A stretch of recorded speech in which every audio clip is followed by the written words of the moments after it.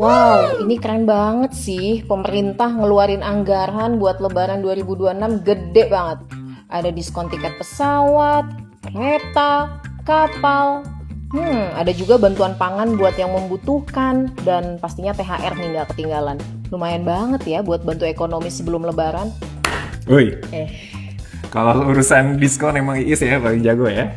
iya nih Kak Dot. Tapi ya Kak Dot, ini pasti bakal ngebantu banget ya buat masa-masa sebelum Lebaran kayak gini. Pastinya. By the way, Iis, seperti yang Iis sampaikan tadi dan pemerintah lakuin, itu namanya stimulus ekonomi. Iis pernah dengar nggak stimulus ekonomi itu apa? Enggak Kak Dot. Yang aku jelasin nggak? Mau dong. Cocok nih, pas banget. Sekarang kita udah ada di ruang tengahnya Pusdiklat Keuangan Publik, tempat di mana kita bisa cerita dan sharing-sharing pengetahuan, khususnya tentang keuangan negara. Teman-teman, selamat datang di program terbarunya Pusdiklat Keuangan Publik. Ini dia cerita ruang tengah Pusdiklat kami. Sebelum aku ceritain, kalau mau tahu lebih dalam tentang APBN atau kebijakan fiskal lainnya, Iis dan teman-teman semua bisa ikutan open access dari Pusdiklat Keuangan Publik juga loh. Ada e-learning basic makroekonomi yang teman-teman bisa ikuti termasuk Iis, dan ini semuanya gratis, tinggal akses KLC2 aja. Oke, kita mulai. Secara sederhananya, stimulus ekonomi adalah kebijakan pemerintah lewat APBN atau anggaran pendapatan dan belanja negara berupa tambahan belanja subsidi, bantuan sosial, atau bisa juga lewat insentif pajak.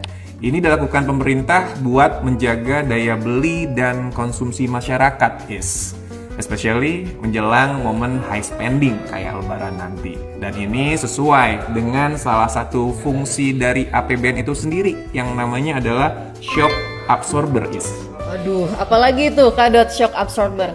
Kayak yang di mobil-mobil itu bukan sih? Nah, bener, konsepnya kayak gitu, Kalau shock absorber di mobil kan tugasnya buat ngeredam guncangan supaya perjalanan tetap stabil gitu ya.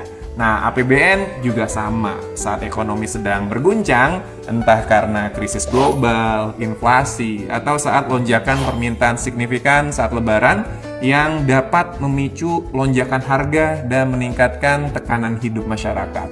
Nah, di situ tuh pemerintah masuk lewat belanja dan kebijakan fiskal untuk meredam dampak-dampak yang mungkin bisa negatif buat masyarakat. Dengan stimulus ini, diharapkan ekonomi tetap seimbang dan daya beli masyarakat nggak drop, Oke Kak Dot, nah sekarang aku mau spesifik nih ke Lebaran Kak Dot. Boleh. Kenapa sih harus ada stimulus saat Lebaran? Jawabannya karena konsumsi rumah tangga, Jadi seperti yang kita ketahui, konsumsi rumah tangga itu merupakan kontributor terbesar PDB di Indonesia. Porsinya itu lebih dari 50%. Dan ketika menjelang Lebaran, konsumsi rumah tangga ini naik signifikan banget.